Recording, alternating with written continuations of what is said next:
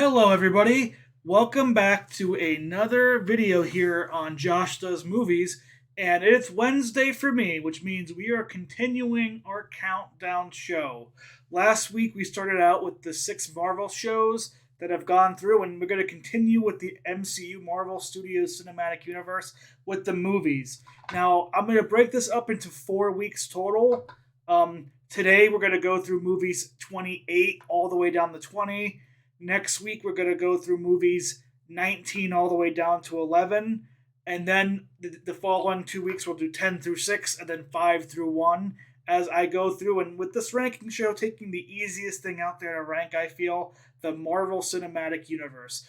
There are so many movies that have been involved with this 28 so far. We have movies like Thor, Love, and Thunder coming, this later this summer that, once this list is done, I'll have my own personal list that I'll be able to poke in Thor, Love, and Thunder in later on.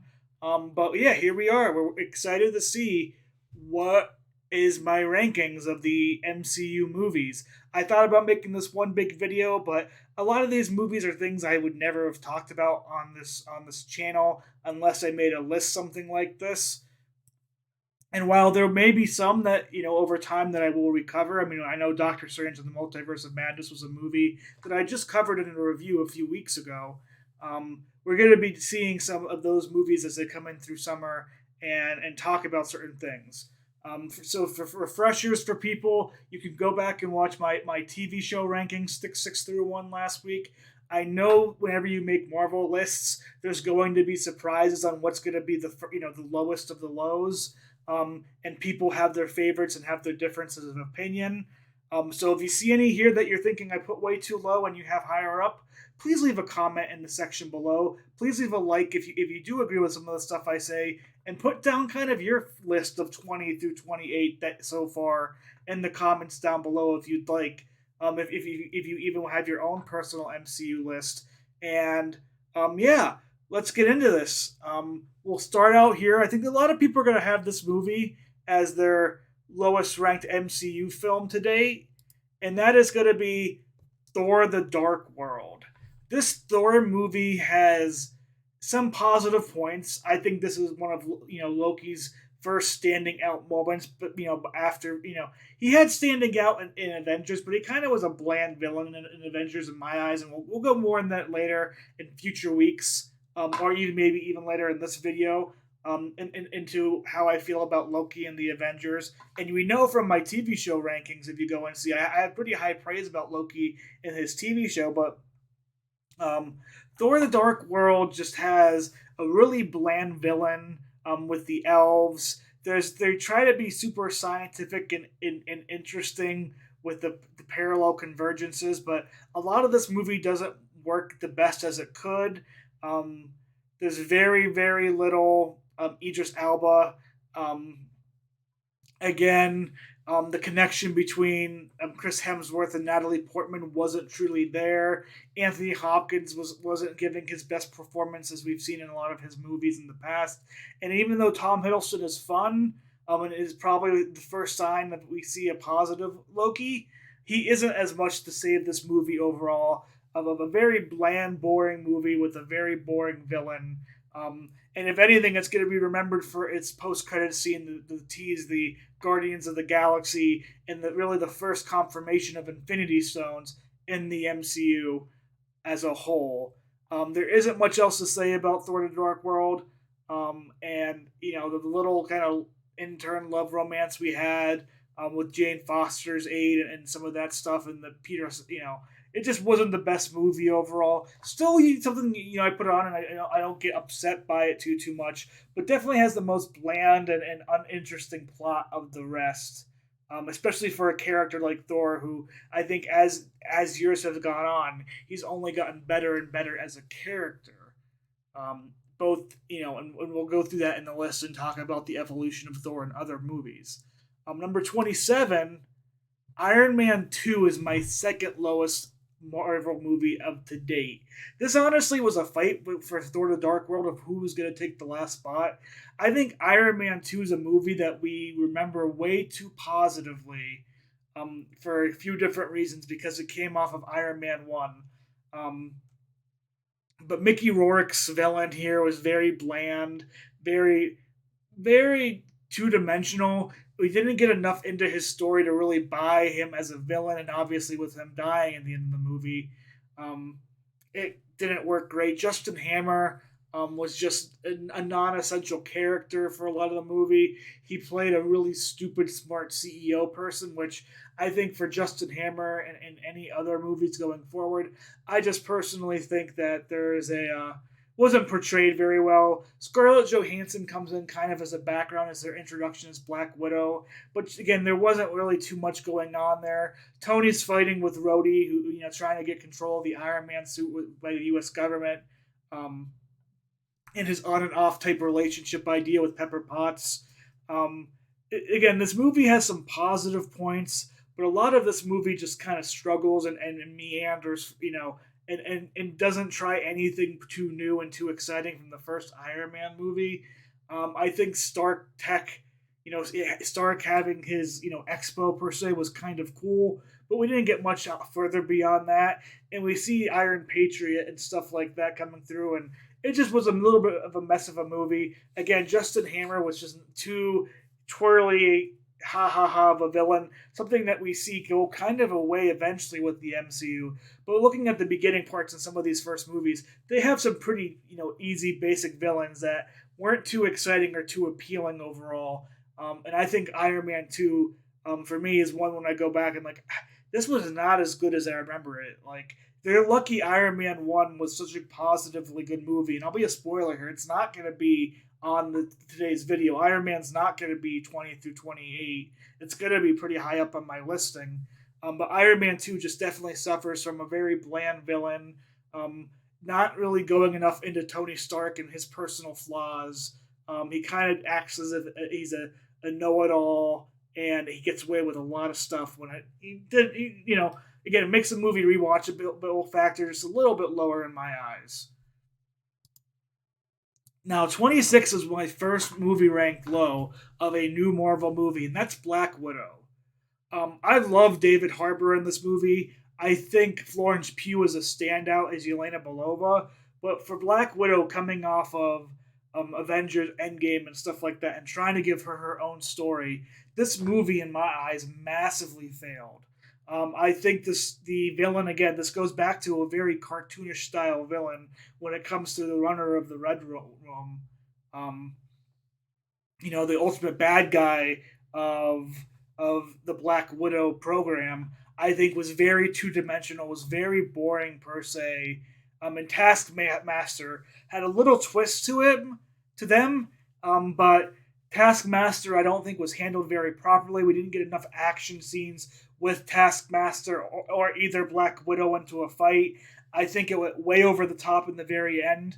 And I think it just doesn't connect as well as with the rest of the movies. Some things that do work very well, like I said, for this is Florence Pugh is tremendous as Yelena Belova. She is a comedic stand-up throughout. You really get to understand her feelings and where she's at in the world and what she's trying to do and what it's like living in the shadow of Scarlett Johansson's Natasha Romanoff as a sister. David Harbour does a great job with comedic relief as the pseudo dad who wants to remember his old days, his glorious days, and wants to be, the family to be more together when they really aren't this adoptive kind of family. And I honestly thought he brought really great, strength to the role. But again, the villain of this movie is very 2D and bland. And once we did not get enough of the Red Room as a whole, it became this weird sky action scene, and we did not get as much agent v agent, fighting. And the idea of it kind of the Black Widows being mind controlled, like literally mind controlled, was something that I think it works really bad with the plot, and I think it has a lot of just makes the movie not the most enjoyable in the world. Like I said, I still most of these Marvel movies I do enjoy watching, but I do think Black Widow, looking back at it, almost a year since it came out, is one of the weakest of the Marvel movies to date. Even though it's going to spawn Yelena Belova with Florence Pugh, everything outside of that movie, nothing is really going to come from it, I imagine. And it's a shame because I think David Harbour again as his Captain America counterpart for the Soviet Union was such an entertaining individual, but I don't see him coming back. I think they're just going to stick to Yelena from this. And for Scarlett Johansson for this finally getting her solo movie, I think is a huge letdown. And it's probably one of the reasons why I have this ranked lower overall because my expectations were a little bit higher going in. Um, that leads us to number 25, which is The Incredible Hulk. This is the second MCU movie that ever came out, and a lot of people forget about this movie because Edward Norton played Bruce Banner, and there wasn't very much connecting back then. But we know William Hurt, who unfortunately passed away, in the last few months, was always in the MCU as General Ross. We know Tim Roth is coming back, and we've seen him in other movies like Shang-Chi, and he was just in the She-Hulk trailer, so he's coming back as the Abomination. The Incredible Hulk was a fine movie. It was very standalone-ish. I think Edward Norton and Liv Tyler had some chemistry there, but it isn't the most memorable movie. Again, Tim Roth as the Abomination became a very bland villain. And because this movie, the CGI and graphics, while very good compared to one of the Hulk movies they've had just a few years prior to the Incredible Hulk, this movie just kind of gets forgotten about. And because it doesn't leave that big impact for me personally, it stands lower on this list. It's a movie that when I watch it, I'm like, that was pretty decent. But the character does not have as much charisma and as much flavor as I feel we get later on in other MCU properties. And it's sad that Universal kind of holds Hulk hostage and hasn't tried to make a deal like Sony has for Spider-Man in the MCU to have their own Hulk movies per se. But that is what it is, and this may likely be the only Incredible Hulk movie we get in the MCU. We'll just have to deal with Mark Ruffalo and the Hulk being in other projects out there, like he was in Thor Ragnarok, or he's going to be in She-Hulk. Now, number 24 is the movie I just reviewed, Doctor Strange and the Multiverse of Madness. This movie still leaves me with afterthoughts, after seeing it, a couple weeks ago, opening night. This is one where I think the ending of the movie could be solid. I really enjoyed Scarlett Johansson's character. Not Scarlett Johansson's. Oh my goodness, Elizabeth Olsen. Somebody knocked me in the head. Elizabeth Olsen's character as the Scarlet Witch. See, Scarlet Witch, Scarlett Johansson. That was the mistake, but I should know better than that. And I think America Chavez. It seems like America Chavez was the standout for me. I can't wait to see more of where she goes as a character and what she does for the universe as a whole. I think they got a great, actress to take on the Chavez role, and I think Elizabeth Olsen acts her butt off in this movie. But my issue is it doesn't correlate very well with WandaVision and Doctor Strange as a whole. Doesn't they set up a character arc for him that just never gets put on throughout? And then, so whenever you get to the second and third of the act of the movie, you don't feel like you've been on a journey with Stephen Strange. And in fact, you're on a journey with Wanda and Chavez throughout. And Doctor Strange is more of this there for the ride, which doesn't, again, doesn't always have to be the negative. But I think they set up pretty clearly with some first dialogues that they had a bigger role here for Doctor Strange. And they could have had a lot more of a emotional impact and a theory craft of who Stephen Strange is and who is this Stephen Strange compared to other Stephen Stranges in the multiverse. Benedict Wong as Wong was very solid in this. And then the big issue is going to be that middle act, the second act. All the previews set up something that felt like it was going to be bigger than it was. And for me personally, it just left a very bad taste in my mouth. And that's why after even a week or so, I'm not. This movie was bearable, and if you're an MCU person, I think you'll enjoy a lot of it, and you feel like you need to watch it. But this is definitely not one of the strongest MCU movies of all time. As we've seen of late, another one in the past year that has had a little bit of a struggle overall, and just connecting with its audience and setting up fair expectations. And that leads us to number 23, the first Thor movie. Now we're getting into I think Multiverse of Madness is the last one I would say I have major, some major issues with, and I won't say I don't enjoy them per se, but they're definitely tough on the rewatch, and ones that I think are severely flawed. I think everything that's gonna be 23 and upward are things I generally do enjoy a whole lot, and I have no problem sitting down and watching it with friends or by myself, or when I do MCU rewatches. They're movies I kind of look forward to watching. They keep my attention throughout. Thor here, and the reason why it ranks kind of the lowest of that positive group is just because I think it has a very blandy villainy type, the Frost Giants, the Gauntlet Man. I think the outer, I don't think he gets the full journey that he needs that it gets set up for him with his hammer about being, worthy of the hammer. Whoever's worthy of the hammer has the power of Thor. I don't think it gets to that enough. But I do think this is a good introduction to this character in Marvel in a way. I really did like Jane Foster in this movie. Idris Elba played a pretty decent role too. Um, you know, I think Thor's personal journey meeting up with Shield, I think was just held decent enough, and it had a lot more comedy to it, which I think we found is Chris Hemsworth's kind of like niche skill as being a very good comedic actor. And that's why this movie ranks number 23. Again, I think the villainish issues they have a little bit there. You start seeing just signs of Loki being positive, but you don't get too much into this character because they're saving it for Avengers later on. Um, and again, I think Natalie Portman, this is the first movie where she feels like there's going to be something more happening with her character down the line. So I think compared to Thor the Dark World, she puts in a lot more effort, and her and Hemsworth have a little bit more chemistry to it. But it's not the one I would say is one of my personal favorites. But I do enjoy watching Thor whenever I go on my MCU rewatches, and I really go in there and enjoy that world and the first introduction of the Asgardian, gods or the Asgardian world per se with the Bifrost and everything like that. It does a good job explaining how what you see as magic is just somebody else's science. And I think there's other places that do that very well, but I think Thor describes that and shows that in a very good light in his first movie out. Number 22, Captain Marvel. This I think is going to be one of my controversial picks up here. I think there's a couple other ones, but I think Captain Marvel is a movie you either really love or you really are okay with.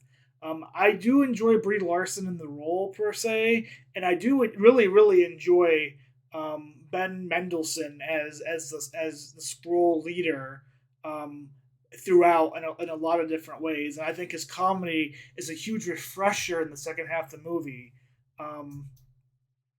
The de-aging of Sam Jackson worked pretty well for me, but a lot of the Kree villainy stuff, you kind of saw coming. It wasn't too surprising, and they have Brie Larson as a character. I don't think she goes on the best journey overall. I don't think she learns all that much besides the fact that she's like, I am a badass, and I'm going to blow everybody up for it, and that's okay. I think Captain Marvel's going to work great moving forward. This movie for me, I felt the references were a little bit over the top. I feel like we had to have the Captain Marvel as a character neutered for most of the movie because she's just way too strong and way too OP compared to the villains that were brought forth.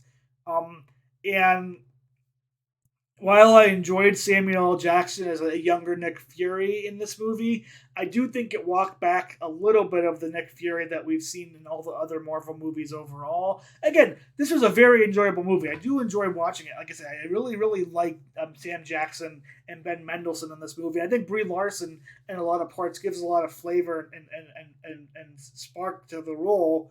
I just feel the story that she had as Carol Danvers just didn't work the perfect amount, and which is why for me it's a lot lower than I think it will be for some people. But I do know a lot of people love Captain Marvel. I think she's going to be a popular character with the Marvels coming out next year, I believe it's next year. I know Miss Marvel, which is going to be maybe tied in, maybe not. We'll see. Comes out later this month and next month on Disney Plus. And we saw Captain Marvel at the end of Shang-Chi in the post-credit scene. So I'm excited to see where exactly we go with Captain Marvel and where her as a character and her power set is going to fit in this MCU that seems to be kind of gearing up towards more powerful individuals. And I think she's going to fit a lot more than in the original MCU, where she just straight up was an overpowered being and there was nothing you could really do to fight her, as we kind of saw in a little bit in Infinity War, but definitely in her solo movie per se. Um, and who might she have dealings with or have to struggle with fighting wise? The Eternals. The third of the four movies who have come out recently for the MCU in my bottom third of the listings here. Eternals is a movie I applaud for trying things different, and I really do enjoy the talk about what this movie is about overall and what these godlike beings and choices they're having to make are. I think it has a lot of the cleanest visuals of the MCU. Um, and the power sets, while overpowered, I think they fit each Eternal themselves. Jenna Chan is a wonderful lead as Cersei. Um, Icarus as Mr. Madden. I forget his first name. I apologize. I'll look it up here. What was a great kind of pairing with her throughout.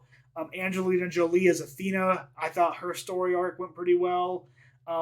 They made choices in this movie that were different from Marvel, and I really do applaud that.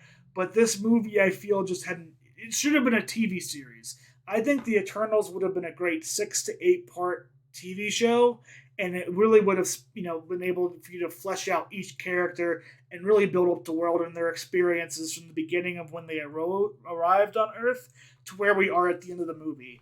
I think this movie struggles with giving out their history and understanding their evolution of characters to where they are in modern day and where they were and when they first came there and who the Celestials all are as a whole. Um, I think for a lot of people, this movie was a bummer because it went in a huge different direction from what they're expecting, and we had some moments that you were just like, why this should have been more realized in the world, and where were the Eternals during X, Y, and Z? But I look forward to their future in the MCU with some of these characters. Um, and I really do think that they had some of the most memorable scenes I've seen in the MCU of late. And it's one that if you haven't seen, I do recommend you go and see because it is a very unique, very artistic style Marvel film. And it's one that I really do enjoy going back and rewatching with people because I do love the artistic flair that Chloe Zhao brought to this movie. It just did not have enough time to really develop these characters out. So many main characters with own personal struggles and issues to have this end of the world style storyline, which we ended up having. Um, which brings us to our final movie to rank today, and that's going to be Shane Black's Iron Man 3. Um, this movie I think handles Robert Downey Jr.'s struggles after the first Avengers movies very well. He has huge issues with alcoholism. He has huge issues a little bit with mental health and mental doubt, knowing what happened to him and almost dying. He has a really great connection with a young child. In the movie, kind of building himself up. Tony Stark's mental is actually more the villain in this movie than anybody else. The issue overall, though, with the movie is the Mandarin bait and switch. And it kind of gets paid off a little bit more down the line in Shang-Chi. But the villain of this movie, you didn't really need to have a fake Mandarin, and I think the advertisements and the setting up to this movie made you think it was going to be more than it was. So when it came out to kind of be a cop-out acting style bit, you definitely got some negative connotations from the end. I also think this movie suffers from severe flaws of, well, there's Tony Stark's whole Iron Man fleet just there to help him out. Where was this in the beginning of the movie or the middle of the movie or any parts of the movie? Why did it take him so long to get this done? This feels like this ending would have solved the whole entire movie as a whole. But I still don't want to underscore the fact that we had a really good Tony Stark movie here, and we really got the most character out of him in a solo movie you know, overall in terms of growth and complexity per se. I think Shane Black gets, this movie um, gets a bad rap because it isn't as action oriented as other Iron Man movies. But I do think the character work from Downey Jr.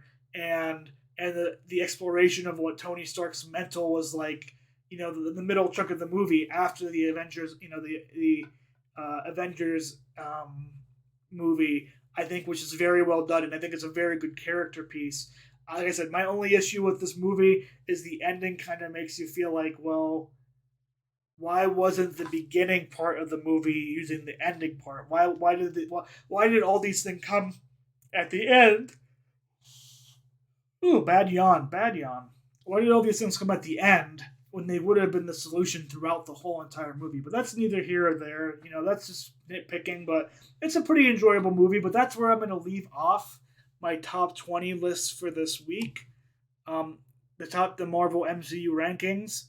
If I come over to this page here, we should have a whole list to my left or your right side of the screen, where we see that we have Iron Man 3 at number 20, Eternals 21, Captain Marvel 22, Thor 23, Doctor Strange in the Multiverse of Madness 24, The Incredible Hulk 25, Black Widow 26, Iron Man 27, Thor the Dark World and 28. Next week, we're going to be going through number 11 through 19. And then afterwards, we'll do 10 through 6 and then 5 through 1. But hey, that's my 20 through 28 rankings of the MCU. What are your top, your bottom picks of the MCU? Do you have anything that you disagree with me with on this list that I ranked way too low? Leave a comment in the down below. Feel free to subscribe if you're wanting to see more of this list as it comes out. Next Wednesday is going to be the next release of it, and then going forward each week after that, we'll have some more reviews of movies this week. We have Men and Downtown Abbey: A New Era coming out. Obviously, on Sunday or Monday, we're going to have the box office movie report. It'll be a little bit scuffed this week because I'll be in Spokane with family, and I might even throw a Hamilton musical review down in there as well too, as I'm going to see the musical Hamilton on my trip while I'm in Spokane with my mom. So check out those movie reviews between now and next week. Check out the box office review, and then I'll see you in a week's time for the MCU rankings 19 through 11. And if I've already done this before and you're catching this after the fact, just check through the playlist, and we'll keep going on this adventure. But thank you again. I can't wait to see you next time. And until then, stay safe.